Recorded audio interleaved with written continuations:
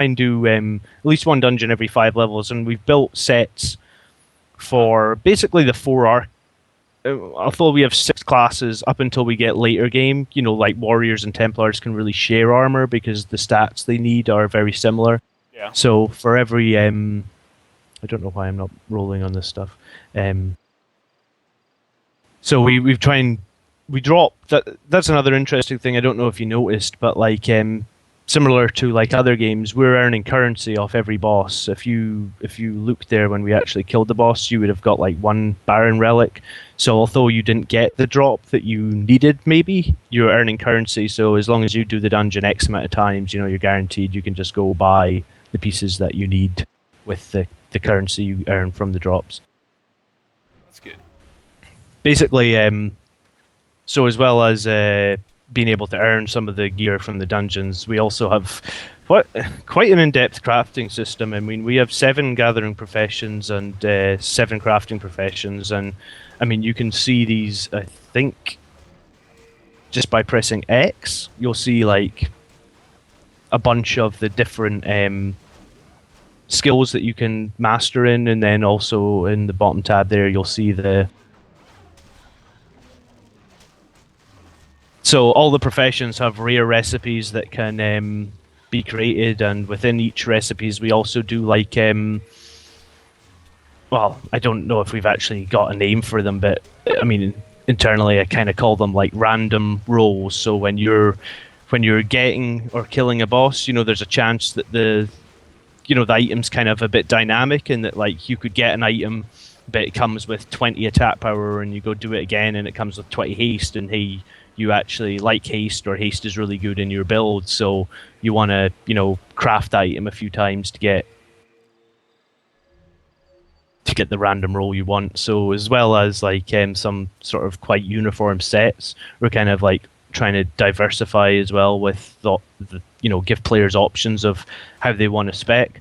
The one thing that we're actually working on as well this week, which is kind of like a big new thing for us, because I mean, although we've got a very small team, we got like maybe 5 people working on just creating content, and about the same working on the sort of features like the WASAD and stuff people wanting.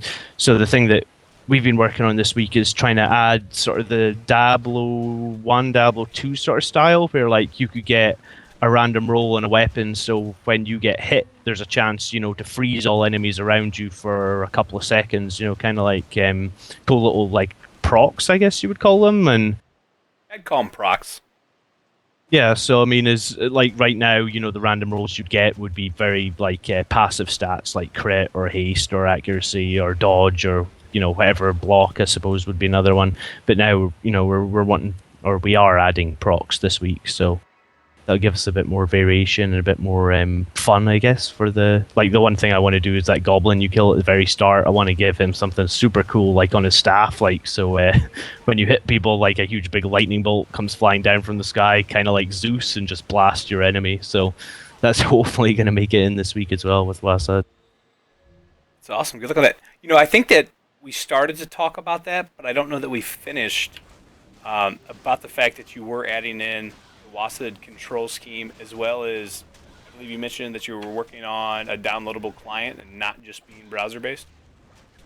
Yeah, so I mean, I guess some people, I mean, Java in the browser, some people have issues with it. I mean, we try our very best to help everybody out, but I mean, that's just the way it seems like certain operating systems or certain browsers, or maybe even if it's like we've definitely had some Windows XP users, and it's just like, we can't fix everybody's browser-based Java problems. So we're kind of committed to trying to get the game onto Steam Greenlight. That's where we're working on a downloadable client. I mean, we've got just a runnable client in house as well. I mean, we got a lot of stuff that the team are working on, and kind of like the whole thing with a game of this magnitude is, we have to be sure that everything's right before we release it. But there's a lot of things that are very, very, very close.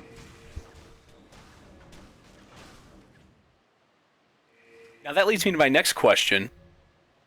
One of the things that I kind of talked about too with this game is it just seemed to me like it would be a great fit on,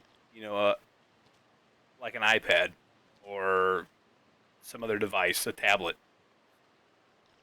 And now Yeah, I that mean, there's challenges that come with that, like user interface. I'm not mhm, 100% sure how we would get that over, but yeah, I mean that's something that we definitely consider. I think at the moment, though, we definitely want to get hardware because then people get more freedom with the camera. They'll be able to see further, and I mean, as well as I mean, the camera restraint and WASD seem to be the two things that people on your website really were most passionate about. Like, hey, we won't come play this game till you add WASD. We're like, yeah, okay, well, we'll add WASD. You know, if you guys want it, we'll do it. It's just everything's time, right? So we're definitely doing that. And our current players are desperate for new content. So we've pretty much got the team split in two, in that half the team is just, well, I mean, the art team are not involved in stuff like WASD or hardware. But yeah, you know, we're pumping out more levels, more dungeons, and we're trying to do everything that people request in a timely manner, kind of. time is money, friend. I guess one of the things that lended that, in my thought, was actually the control scheme. The fact that it was click to move, the fact that if you had like a tablet, you could touch to move there. So not having the WASD is what kind of clued me into that. I was like, as I'm clicking around and moving, I was like, I could see myself, touching the interface on tablet. So that's what brought it to my mind when I was playing. I was like, light client, it's browser based, so there's not really anything that you would have to download. I was like, I just thought it would really lend itself to mobile devices, but you, Yeah, sir, know I a don't lot more think it. about it than I do. I'm not an engineer. I'm not really an engineer either. I just You know more design. engineers than I do, I'm sure. Yeah, well, I ask them questions, they tell me time, and then we have it. But yeah, we kind of there was a quest up here. I don't think we get the first stage of it, so I guess we're not. Well, my character definitely doesn't have the quest up here, so I guess we'll go to the end. So Clevis didn't actually die at the start when we killed him. He just burrowed off into the ground, and he's come to the end. So now, I I still mean, got search for Clevis on my okay, quest down in the bottom left. yeah. So I never did get that's my what we're gloves doing. though. Doesn't look like anybody got a word of those. Oh, really? Yeah, I've been keeping an eye out. Let's see. Oh, you know what? Lefty bot greeted on him. He might ended up getting him. You maybe needed to need. Um, Yeah, no big deal. So this guy, well, I mean, I don't think I particularly tanked him at all the first time. So now he's a bit tougher, and he has ads. So Is he so peeved at be your you? first death in Eldevin, pretty much. Oh, thanks. I see. So we must have missed the first NPC for the quest, I guess. I like this guy. He's just stuck in the sand there. A lot of flies. Doesn't look fun. Okay, so well, I guess we'll see what happens. I'm not confident. I think he has more health as well. I have obtained hunting a legend, so let's wing it.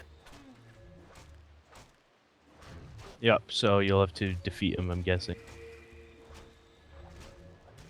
So you'll have to defeat him. I'll sit here and try and heal people. Yeah, that works too, I I think guess. I think Lefty Bot's trying to heal too. Yeah, So you careful. you did mention group sizes earlier, where some of the content's designed for 5-man. What's the actual cap for group size? Jesus. And my heal was too slow there. Sorry.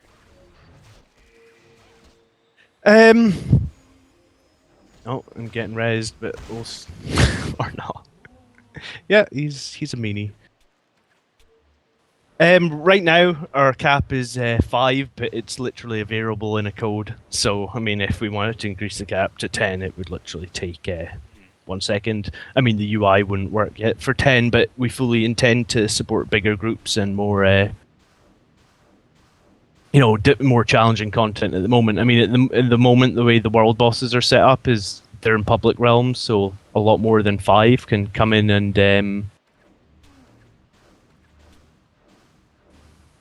Telling me to take on some. res. Yeah, I mean, I think Which put it on your there we toolbar. go. There we go. Found it. Took a while. This ranger is just going to tank the boss. This is actually kind of a fun boss in that, like, he's very hard hitting, but he's kind of lumbering and slow. So when that he's kind of doable even if you don't have a tank or if you have a bad tank like me.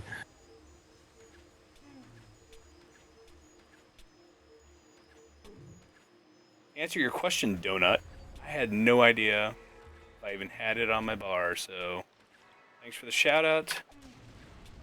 We got it fixed. The Boondocks. So, what's behind the name of this being the Boondocks, by the way? Are we by a fishing Um, village, or it's kind of just like a barren wasteland on. Oh Jesus, the ads are back. Um, so I'm not sure if there's too much in the name of this place. As I say, like there's quite a lot. There's probably lore written into one of the quest texts somewhere, but I think at launch, I reckon we had 800 quests, and our next update's going to add like 200 more. So it's kind of, it's really hard to keep a track of, just the lore in general. Like I watched BlizzCon this year, and I remember like Chris Metzen being stumped by a couple of questions, and I was yeah, thinking like he does a damn good job because we've got half as many quests as. Oh, come on! I am the worst tank ever. no, that's all right. No, I totally get it. I just thought there might be something that drove the name that might stand out to you. Not a big deal.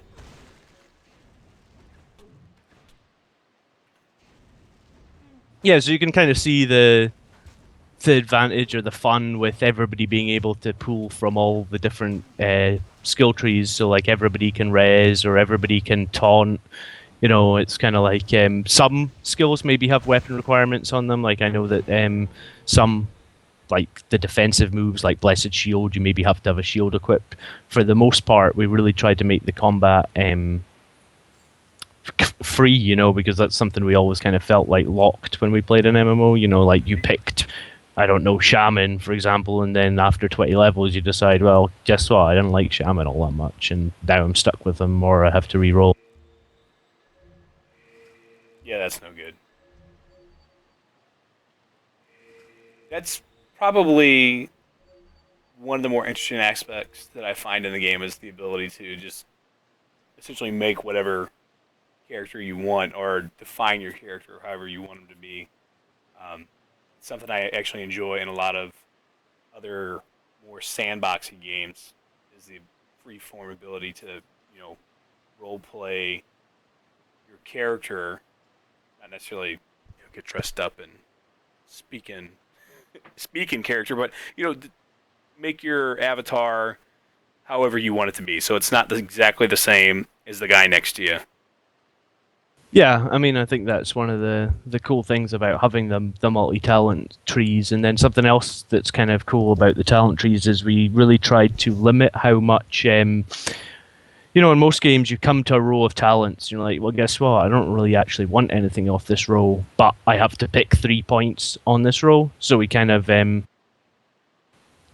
made sure not to do that as well, as in like each row is just unlocked by total points in the tree, as opposed to you must take something off row 2.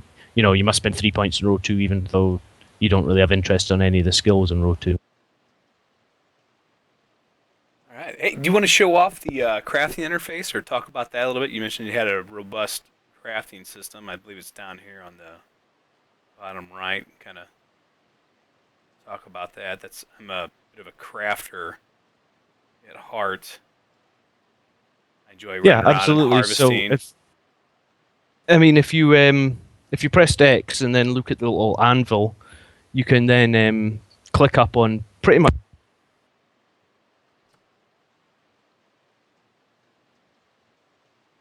Did I lose you, John? Yeah, sorry. That's okay. Um, You fell asleep. It's all right. yeah, you Midstream.